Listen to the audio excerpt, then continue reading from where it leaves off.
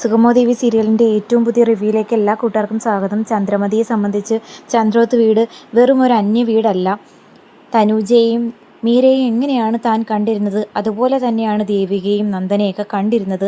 എന്നാൽ നന്ദൻ ഇസബല്ലയ്ക്ക് വേണ്ടിയിട്ട് മരിച്ചുപോയ മകളെ വരെ ഓർമ്മിപ്പിച്ച് കുത്തി പറഞ്ഞുകൊണ്ട് ചന്ദ്രമതി ആൻറ്റിയുടെ മനസ്സ് വേദനിപ്പിച്ചിരുന്നു.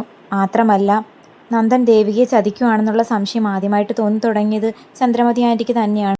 മാത്രമല്ല, ഫയൽ മോഷ്ടിച്ച് കടന്നു കളഞ്ഞ നന്ദനെ കയ്യോടെ കണ്ടുപിടിക്കാൻ സാധിച്ചത് തന്നെ അവർക്ക് കിട്ടിയ ഇൻഫർമേഷൻ കറക്റ്റ് ടൈമിൽ യൂട്ടിലൈസ് ചെയ്തതുകൊണ്ട് മാത്രമാണ്. അതുകൊണ്ട് ദേവിയേക്ക് ഇസബല്ലയും നന്ദനെ ഒരുമിച്ച് കണ്ടുപിടിക്കാനും ഫയൽ വീണ്ടെടുത്ത് തന്നെ ചതിക്കുന്ന വിശ്വാസവഞ്ചന കാണിച്ച ഭർത്താവിനെ ഉപേക്ഷിച്ച് സ്വന്തം വീട്ടിലേക്ക് പോകാനും പറ്റുന്നുണ്ട്.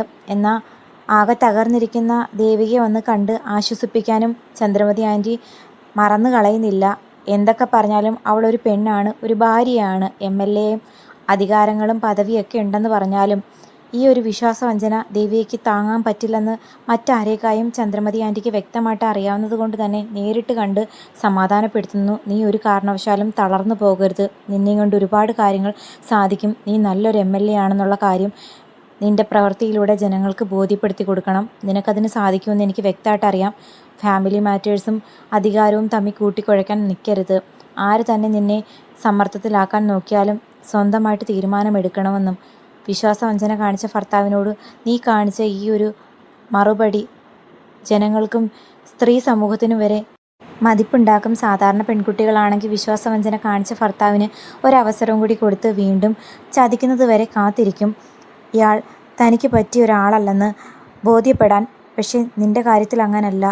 തെളിവുൾപ്പെടെ നന്ദൻ തന്നെ ചതിക്കുവാണെന്ന് മനസ്സിലാക്കിയപ്പോൾ ഒരു വീണ്ടു വിചാരവും ഇല്ലാണ്ട് ഉചിതമായ സമയത്ത് ഉചിതമായ തീരുമാനമെടുത്തു. മറ്റാരെയും വേദനിപ്പിക്കാതെ തന്നെ. അത് തന്നെ മോളുടെ നല്ലൊരു ക്വാളിറ്റി ആണെന്നൊക്കെ പറഞ്ഞ് സമാധാനിപ്പിക്കുന്നു. എന്തൊക്കെ പറഞ്ഞാലും നന്ദൻ്റെ ഈ ചതി രാധികയ്ക്കും മാധവനും വല്ലാത്ത വിഷമമാണ് ഉണ്ടാക്കിയിരിക്കുന്നത്. അവർക്കുള്ള സങ്കടവും പറഞ്ഞു തീർക്കുന്നുണ്ട്. രാധിക പറയുന്നു, എന്തൊക്കെ പറഞ്ഞിരുന്നാലും നന്ദൻ്റെ ഭാഗത്തു നിന്ന് ഇങ്ങനൊരു ചതി ഞാൻ പ്രതീക്ഷിച്ചതേയില്ല. ഇസബല്ല എന്ന് പറയുന്ന പെൺകുട്ടി, അവളുടെ വരവ് കാരണമാണ് എൻ്റെ മകളുടെ ജീവിതം ഇങ്ങനെ തകരാൻ കാരണമായത്. എനിക്ക് അവളെ കണ്ട് രണ്ട് ചോദിക്കണമെന്നുണ്ടായിരുന്നു. പിന്നെ എല്ലാവരും വിലക്കിയതിൻ്റെ പേരിനാണ് ഞാൻ അവളെ കാണാൻ പോകാത്തത്. എന്തിനാ എൻ്റെ മോളോട് അവൾ ഇത്രയും ദ്രോഹം കാണിച്ചതെന്ന് എനിക്കറിയണം. ഒന്നുമില്ലെങ്കിൽ അവരൊരുമിച്ച് പഠിച്ചാണെന്നല്ലേ പറയുന്നത്. പിന്നെ എങ്ങനെ എൻ്റെ മോളെ ഇങ്ങനെ ചതിക്കാൻ തോന്നി?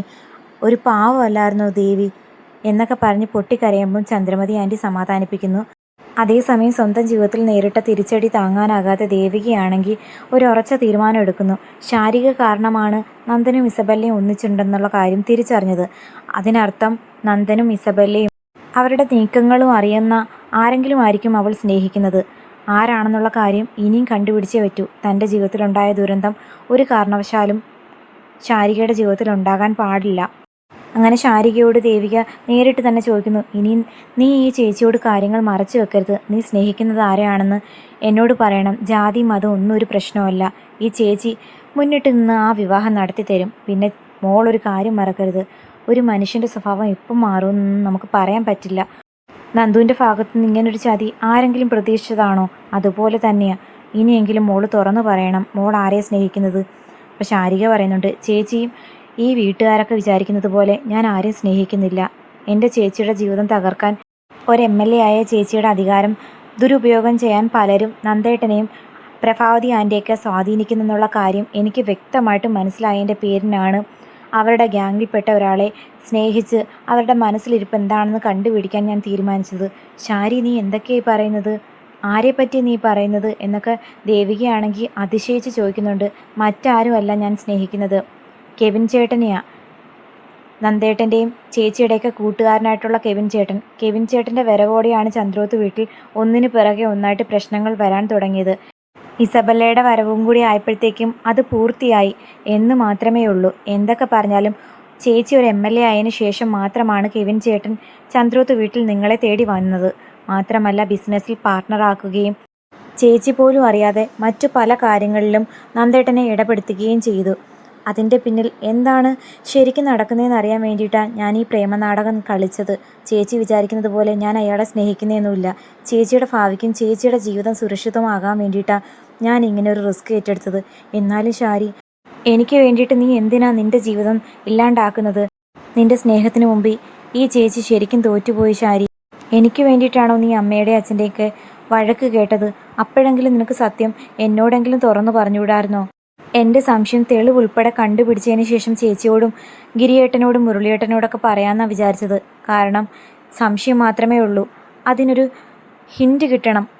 ആ ഹിൻറ്റ് കിട്ടിയത് കെവിൻ ചേട്ടൻ്റെ ഫോൺ എൻ്റെ കയ്യിലായിരുന്ന സമയത്ത് ഇസബല്ലയാണ് വിളിച്ചത്.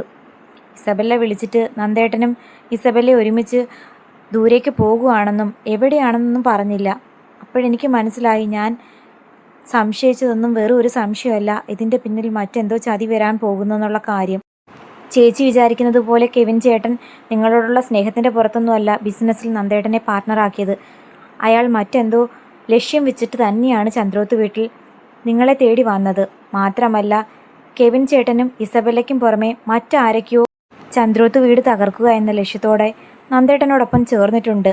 നന്ദേട്ടനെ അവരെന്തോ കെണിയിൽ പെടുത്തിയിട്ടുണ്ട്. അതുകൊണ്ട് മാത്രമാണ് നന്ദേട്ടൻ ഇങ്ങനെയൊക്കെ പെരുമാറുന്നത്. അല്ലാതെ ചേച്ചി ചതിക്കാൻ വേണ്ടിയിട്ടൊന്നും നന്ദേട്ടന് സാധിക്കുമെന്ന് എനിക്ക് തോന്നുന്നില്ല എന്നൊക്കെ പറയുന്നത് കേട്ടിട്ട് ദേവികയെ ആലോചിച്ച് നിൽക്കുന്നുണ്ട്. അപ്പം ശാരികയാണെങ്കിൽ സത്യങ്ങളെല്ലാം തുറന്നു പറയുന്നുണ്ട്. കെവിൻ്റെ ചതിയും അതുപോലെ ഇസബല്ലയുടെ ചതിയും എല്ലാം ഒരു ഗൂഢാലോചനയുടെ ഭാഗമാണെന്ന് ദേവികയ്ക്ക് ഉറപ്പാകുന്നു. അപ്പം ഇസബല്ലയുടെയും കെവിൻ്റെയും ഗൂഢാലോചന എന്താണെന്ന് കണ്ടുപിടിക്കാൻ ഒരുങ്ങുന്ന ശാരികയെയും ദേവികയും അധികം താമസിക്കാതെ കാണാനാകും.